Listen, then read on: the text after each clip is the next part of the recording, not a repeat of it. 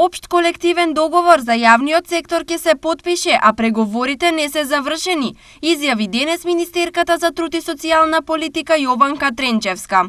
Важно е да биде донесен општиот колективен договор и дека методологијата за растот на плати ќе биде донесена на неколку повици на владата и на економско-социјалниот совет се разговараше и за општиот колективен договор, се разговараше и за таа нова методологија, која што значи постојан раст на платите во јавниот сектор, во администрацијата.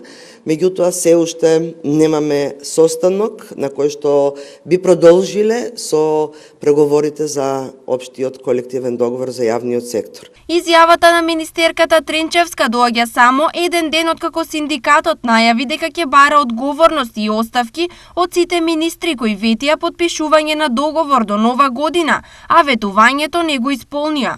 Сепак и денес министерката не беше прецизна во одговорот дали потпис на колективниот договор ќе се стави до крајот на годинава. Значи, преговорите зависат од двете страни. Кога имаме колективно преговарање за потпишување на општ колективен договор, не зависи ниту само од владата, ниту од синдикатите.